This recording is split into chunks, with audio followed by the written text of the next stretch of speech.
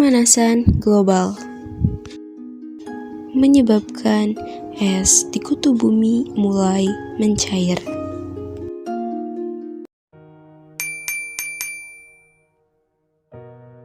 Perkenalkan, saya Rini Nuraini dari kelas 10-2. Pemanasan global adalah kenaikan suhu bumi karena efek rumah kaca, terutama karbon dioksida dan metana.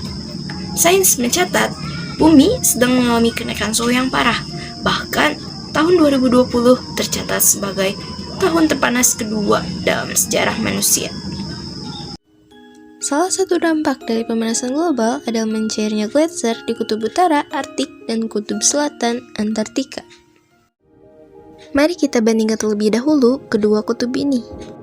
Dilansir dari detik.com, yang pertama, dataran es dan laut ditutupi es. Kutub utara sebenarnya merupakan lautan beku yang dikelilingi daratan, sedangkan kutub selatan adalah dataran luas yang ditutupi oleh es, memiliki gunung, danau, dan dikelilingi oleh lautan. Yang kedua, es di kutub utara dan selatan lebih tebal mana? Ketebalan es di kutub utara bervariasi antara beberapa inci hingga 2 meter, sedangkan kutub selatan ketebalan esnya bisa mencapai 4.700 meter. Yang ketiga, beruang kutub dan penguin tidak pernah bertemu. Kedua satwa ini hidup dan berkuasa di wilayahnya masing-masing. Beruang kutub di kutub utara dan penguin di kutub selatan. Yang keempat, mana yang tidak dihuni penduduk? Kawasan kutub utara dihuni sekitar 4 juta jiwa, sedangkan kutub selatan adalah satu-satunya tempat di muka bumi yang tidak memiliki penduduk asli, hanya ada wisatawan dan juga para ilmuwan.